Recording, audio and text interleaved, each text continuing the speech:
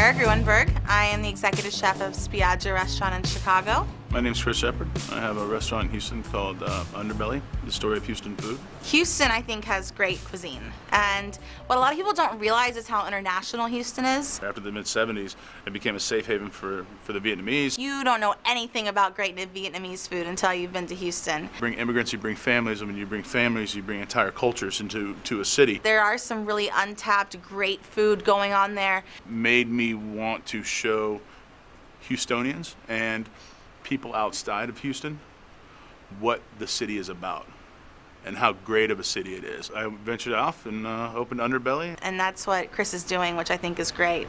I met Chris at our culinary school. Well, I was a sous chef at Brennan's. I went to the Art Institute of Houston. Sarah was just graduating culinary school. Brennan's was a great place to start because it was a restaurant, I think, deeply rooted in tradition. Brennan's of Houston is kind of an offshoot of the Commander's Palace in New Orleans.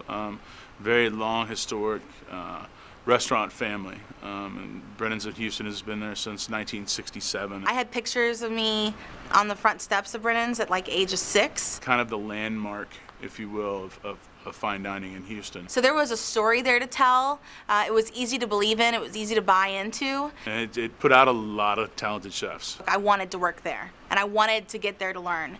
I think it was one of my classes, and he walked up through the kitchen, and he's like, "Any of y'all want a job?" And I was like, "Sure, me. And he was like, "Oh geez." He's like, "Fine, call this number at 3 o'clock. She kept calling and calling and calling. So I called that number at 3 o'clock for like a week. And coming by, and it was like, I just don't have a spot for you. I don't even know why, but I just decided to show up. She was like, "You're gonna hire me." At least I showed some persistence. Fine, persistence pays off. You win, you got a job. He offered me the job as a line cook. We definitely put her through the ringer, you know.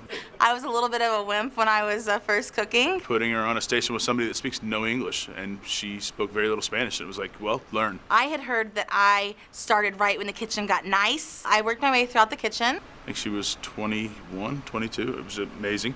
And then I became the sous chef.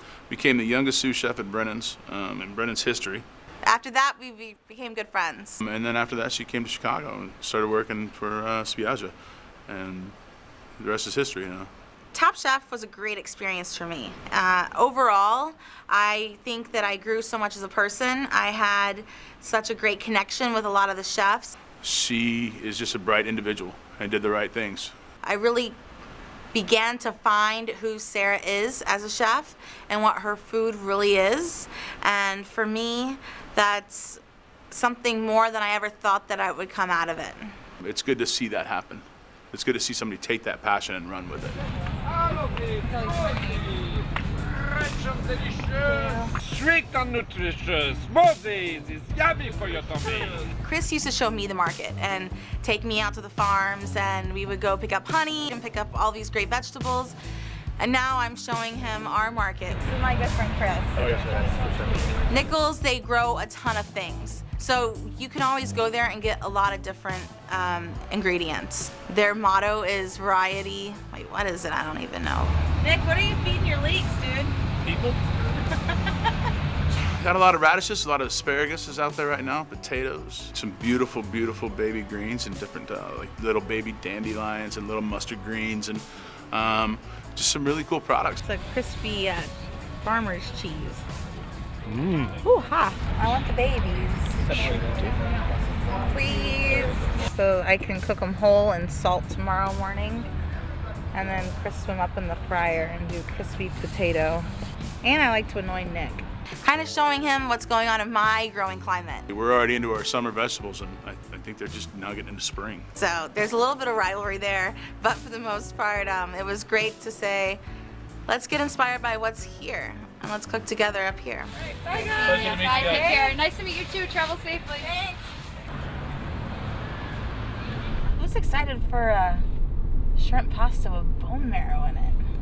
That's just wrong. I love cooking with Chris for many reasons. One is because he's so gosh darn cute, and when we get pork products together, it's kind of like a love fest. Two, he really helps me